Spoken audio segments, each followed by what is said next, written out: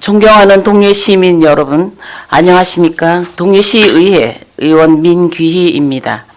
먼저 10분 자유발언의 기회를 주신 동해시의회 이동호 의장님을 비롯한 동료 의원들에게 감사드립니다. 아울러 동해시 발전과 시민의 행복을 위해 노력하시는 신규현 시장님과 공직자 여러분들께도 감사를 드립니다. 저는 오늘 정신질환자 재활과 사회적 인식 개선을 위한 필요성에 대해 말씀드리고자 합니다.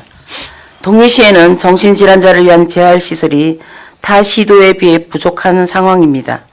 그러므로 동해시에도 정신질환자를 위한 재활시설을 더욱 강화하고 확대하는 데 적극적인 지원을 해야 할 것입니다. 정신질환자들을 위한 시설은 약물치료를 비롯한 상담, 직업훈련, 사회적응훈련, 그리고 취미활동 등을 제공하여 정신질환자들이 사회에 잘 적응할 수 있도록 돕고 있습니다.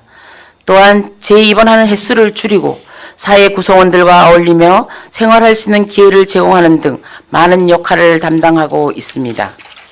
그러나 정신질환은 여전히 사회에서 큰 부담과 편견의 대상이 되고 있습니다.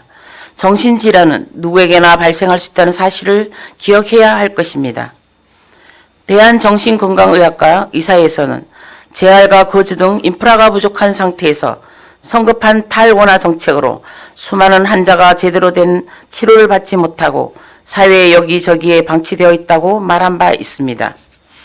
건강하지 못한 정신으로 인해 자신도 모르게 무차별 흉기낭동을 일으켜 주변 사람들에게 피해를 주기도 하고 이로 인해 범죄자로 낙인 찍혀 사회와는 점점 더 멀어져가는 경우가 발생하기도 합니다. 또한 체의 경우 현실을 비관해 자살에 이르기도 하는 등 사회 문제를 낳고 있습니다.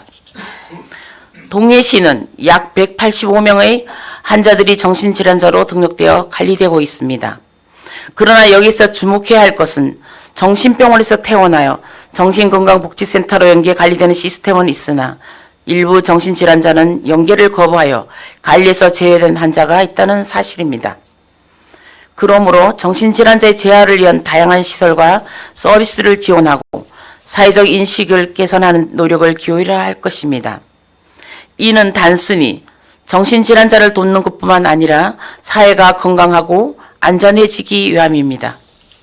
정부는 최근 정신건강정책 비전 선포대회를 주재하며 정신질환의 예방, 치료, 회복에 이르기까지 전 가정의 지원 체계를 재설계해 중심건강정책의 패러다임을 획기적으로 바꿔나갈 것이라며 국민이 건강하고 행복한 사회를 만드는 데 앞장서겠다고 하였습니다.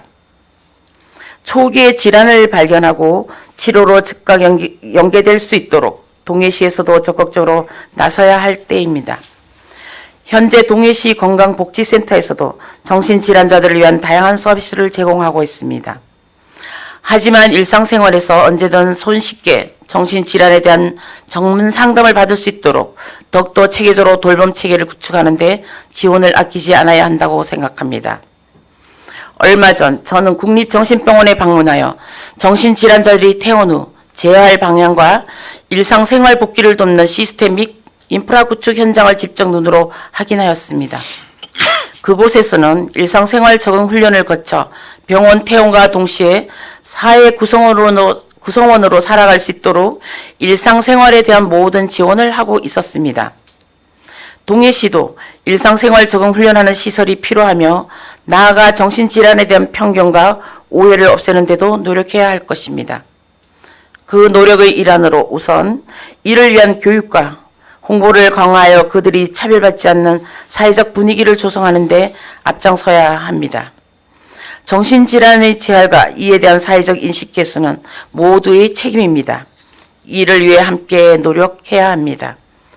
존경하는 동해시의회 이동호 의장님과 동료 의원 여러분, 국민 건강, 정신 건강을 위해 개인은 물론 국가가 나서야 할 때이며 또한 정신질환자 재활이 개인의 책임으로 부담되지 않게 나아가 사회에서 보듬고 해결해야 할 사회적 책무이자 고민해야 할 문제임을 다시 한번 말씀드리고 싶습니다.